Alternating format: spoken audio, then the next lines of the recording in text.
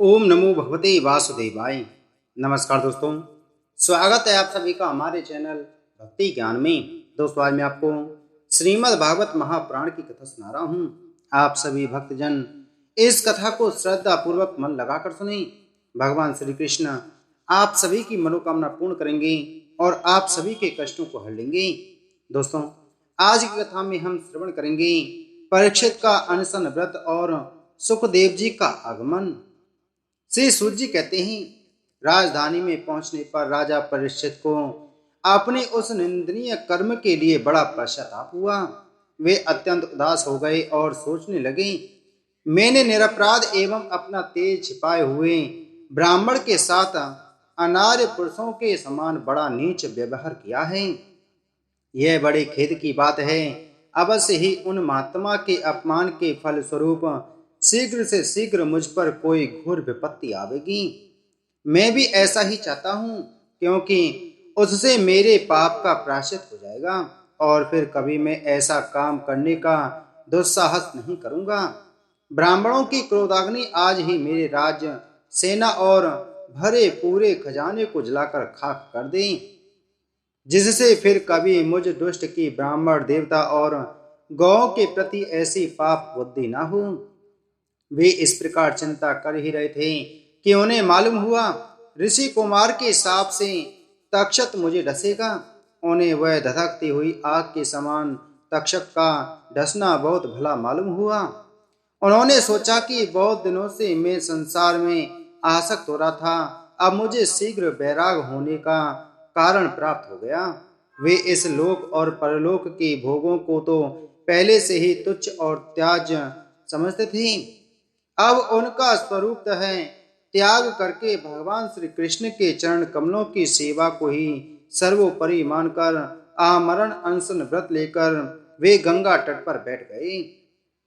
गंगा जी का जल भगवान श्री कृष्ण के चरण कमलों का वह पराग लेकर प्रवाहित होता है जो श्रीमती तुलसी की गंध से मिश्रित है। यही कारण है कि वे लोकपालों के सहित ऊपर नीचे के समस्त लोगों को पवित्र करती हैं। कौन ऐसा मरणासन्न पुरुष होगा जो उनका सेवन न करेगा। इस प्रकार गंगा जी के तट पर आमरण अनशन का निश्चय करके उन्होंने समस्त आसक्तियों का परित्याग कर दिया और वे मुनियों का व्रत स्वीकार करके अनन्याभाव से श्री कृष्ण के चरण कमलों का ध्यान करने लगे।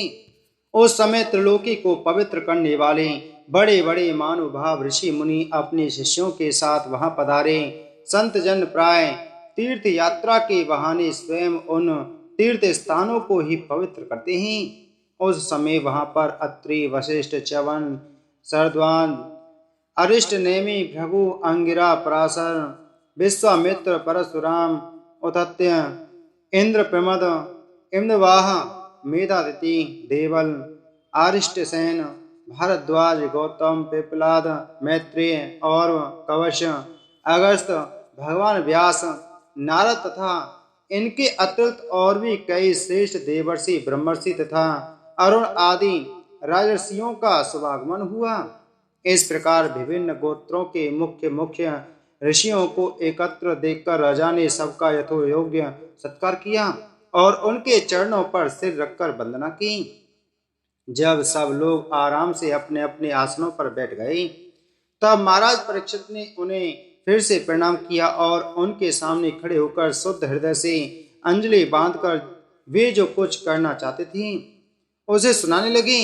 राजा परीक्षित ने कहा, अहो, समस्त राजाओं में हम धन्य हैं, धन्य तम हैं, क्योंकि अपने शील स्वभाव के कारण हम आप महापुरुषों के कृपा पात्र बन गए हैं। राजवंश के लोग प्राय निंदित कर्म करने के कारण ब्राह्मणों के चरण धोबन से दूर पड़ जाते हैं। यह कितनी खेद की बात है। मैं भी राजा ही हूँ।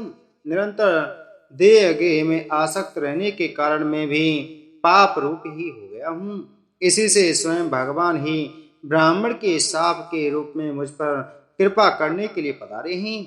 यह शाप वैराग उत्पन्न करने वाला है, क्योंकि इस प्रकार के शाप से संसार आसक्त पुरुष भयभीत होकर विरक्त हो जाया करते हैं। ब्राह्मणों, अब मैंने अपने चित्त को भगवान के चरणों में समर्पित कर दिया है। आप लोग और माँ गंगा जी शरणागत जानकर मुझ पर अनुग्रह करें। ब्राह्मण कुमार के हिसाब से प्रेरित कोई दूसरा कपट से तक्षक का रूप धरकर मुझे डस ले अथवा स्वयं तक्षक आकर डस ले, इसकी मुझे तनिक भी परवाह नहीं है। आप लोग कृपा करके भगवान की रसमयी लीलाओं का गायन करें। मैं आप ब्राह्मणों के चरणों में प्रणाम करके पुनः यही प्रार्थना करता हूँ कि मुझे कर्मवश चाहे जिस योनि में जन्म लेना पड़े, भगवान श्री कृष्ण के चरणों में मेरा अनुराग हो, उनके चरणाश्रित महात्माओं से विशेष प्रीति हो और जगत के समस्त प्राणियों के प्रति मेरी एक सी मैत्री रहे, ऐसा आप आशीर्वाद दीजिए। महाराज परीक्षित परम धीर थे। वे ऐसा दृढ़ निश्चय करके गंगा जी के तट पर दक्षिण तट पर पूर्वांग्र कोसों के आसन पर उत्तरमुख होकर बैठ गए। राजकाज का भार तो उन्होंने पहले से ही अपने पुत्र जन्मेजय को सौंप दिया था। पृथ्वी के एक छत्र सम्राट परीक्षित जब इस प्रकार आमरण अनशन का निश्चय करके बैठ गई, तब आकाश में स्थित देवता लोग बड़े आनंद से उनकी प्रशंसा करते हुए वहां पृथ्वी पर पुष्पों की वर्षा करने लगे तथा उनके नगारे बार बार बजने लगे। सभी उपस्थित महर्षियों ने परीक्षित के निश्चय की प्रशंसा की और साधु साधु कहकर उनका अनुमोदन किया। ऋषि लोग तो स्वभाव से ही लोगों पर अनुग्रह की वर्षा करते रहते हैं। यही नहीं, उनकी सारी शक्ति लोग पर कृपा करने के लिए ही होती है। उन लोगों ने भगवान श्री कृष्ण के गुणों से प्रभावित परीक्षित के प्रति उनके अनुरूप वचन कहे। राजर्षि शिरोमणि, भगवान श्री कृष्ण के सेवक और अनुयायी आप पांडु वंशियों के लिए यह कोई आश्चर्य की बात नहीं है, क्योंकि आप लोगों ने भगवान की सन्निधि प्राप्त करने की आकांक्षा से उस राज सिंहासन का एक क्षण में ही परित्याग कर दिया जिसकी सेवा बड़े बड़े राजा अपने मुकुटों से करते थे। हम सब तब तक यहीं रहेंगे जब तक कि भगवान के परम भक्त परीक्षित अपने नश्वर शरीर को छोड़कर माया दोष एवं शोक से रहित भगवत धाम में नहीं चले जाते। ऋषियों के ये वचन बड़े ही मधुर, गंभीर, सत्य और समता से युक्त थे। उन्हें सुनकर राजा परीक्षित ने उन योग युक्त मुनियों का अभिनंदन किया और भगवान के मनोहर चरित्र सुनने की इच्छा से ऋषियों से प्रार्थना की, महात्माओं, आप सभी सब ओर से यहाँ पधारे हैं। आप सत्यलोक में रहने वाले मूर्तिमान वेदों के समान हैं। आप लोगों का दूसरों पर अनुग्रह करने के अतिरिक्त जो आपका सहज स्वभाव है, इस लोक या परलोक में और कोई स्वार्थ नहीं है। विप्रवरों, आप लोगों पर पूर्ण विश्वास करके मैं अपने कर्तव्य के संबंध में यह पूछने योग्य प्रश्न करता हूँ। आप सभी विद्वान परस्पर विचार करके बतलाइए कि सबके लिए सब अवस्थाओं में और विशेष करके थोड़े ही समय में मरने वाले पुरुष के लिए अंतःकरण और शरीर से करने योग्य विशुद्ध कर्म कौन सा है। उसी समय पृथ्वी पर स्वेच्छा से विचरण करते हुए किसी की कोई अपेक्षा न रखने वाले व्यास नंदन भगवान श्री सुखदेव जी महाराज वहां प्रकट हो गए। वे वर्ण अथवा आश्रम के वा चिन्हों से रहित एवं आत्मानुभूति में संतुष्ट थे। बच्चों और स्त्रियों ने उन्हें घेर रखा था। उनका वेश अवधूत का था। 16 वर्ष की अवस्था थी। चरण, हाथ, जंगा, भुजाएं, कंधे, कपोल और अन्य सब अंग अत्यंत सुकुमार थे। नेत्र बड़े बड़े और मनोहर थे। नासिका कुछ ऊंची थी, कान बराबर थे, सुंदर भौहें थी। इनसे मुख बड़ा ही शोभायमान हो रहा था। गला तो मानो सुंदर शंख ही था। हंसली ढकी हुई छाती चौड़ी और उभरी हुई, नाभि भंवरे के समान गहरी तथा उदर बड़ा ही सुंदर त्रिवली से युक्त था। लंबी लंबी भुजाएं थीं। मुख पर घुंघराले बाल बिखरे हुए थे। इस दिगंबर वेश में वे श्रेष्ठ देवता के समान तेजस्वी जान पड़ते थे। श्याम रंग था, चित्त को चुराने वाली भरी जवानी थी। वे शरीर की छटा और मधुर मुस्कान से स्त्रियों को सदा ही मनोहर जान पड़ते थे। यद्यपि उन्होंने अपने तेज को छिपा रखा था, फिर भी उनके लक्षण जानने वाले मुनियों ने उन्हें पहचान लिया और वे सब के सब अपने अपने आसन छोड़कर उनके सम्मान के लिए उठ खड़े हुए। राजा परीक्षित ने अतिथि रूप से पधारे हुए श्री सुखदेव जी को सिर झुकाकर प्रणाम किया और फिर उनकी पूजा की। उनके स्वरूप को न जानने वाले बच्चे और स्त्रियां उनकी यह महिमा देखकर वहां से लौट गई। सबके द्वारा सम्मानित होकर श्री सुखदेव जी श्रेष्ठ आसन पर विराजमान हुए। ग्रह नक्षत्र और तारों से घिरे हुए चंद्रमा के समान ब्रह्मर्षि, देवर्षि और राजर्षियों के समूह से आवृत श्री सुखदेव जी अत्यंत शोभायमान हुए। वास्तव में वे महात्माओं के भी आदरणीय थे। जब प्रखर बुद्धि से सुखदेव जी शांत भाव से बैठ गए, तब भगवान के परम भक्त परीक्षित ने उन्हें समीप आकर और चरणों पर सिर रखकर प्रणाम किया। फिर खड़े होकर हाथ जोड़कर नमस्कार किया। उसके पश्चात बड़ी मधुर वाणी से उनसे यह पूछा।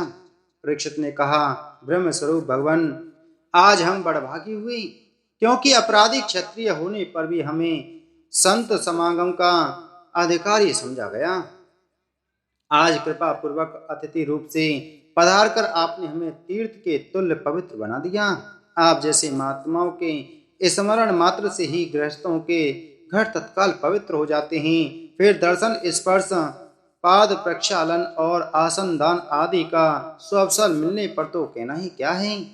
महायोगिन, जैसे भगवान विष्णु के सामने दैत्य लोग नहीं ठहरते, वैसे ही आपकी सन्निधि से बड़े बड़े पाप भी तुरंत नष्ट हो जाते हैं। अवश्य ही पांडवों के सुहृद भगवान श्री कृष्ण मुझ पर अत्यंत प्रसन्न हैं। उन्होंने अपने फुफेरे भाइयों की प्रसन्नता के लिए उन्हीं के कुल में उत्पन्न हुए मेरे साथ भी अपनेपन का व्यवहार किया है। भगवान श्री कृष्ण की कृपा न होती तो आज सभी के एकांत वनवासी अव्यक्त गति परम सिद्ध पुरुष स्वयं पधार कर इस मृत्यु के समय हम जैसे प्राकृतिक मनुष्यों को क्यों दर्शन देते हैं। आप योगियों के परम गुरु हैं, इसलिए मैं आपसे परम सिद्धि के स्वरूप और साधन के संबंध में प्रश्न कर रहा हूँ। जो पुरुष सर्वथा मरणासन्न है, उसको क्या करना चाहिए।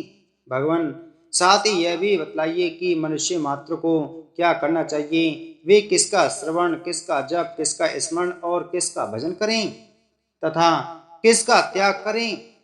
भगवान भगवत स्वरूप मुनिवर, आपका दर्शन अत्यंत दुर्लभ है, क्योंकि जितनी देर एक गाय दुही जाती है, गृहस्थों के घर पर उतनी देर भी तो आप नहीं ठहरते। सूत जी कहते हैं, जब राजा ने बड़ी मधुर वाणी में इस प्रकार संभाषण किए एवं प्रश्न किए, तब समस्त धर्मों के मर्मज्ञ व्यास नंदन भगवान श्री सुखदेव जी उनका उत्तर देने लगे। बोल श्रीमद् भागवत महापुराण की जय। बोल श्री कृष्णचंद्र भगवान की जय।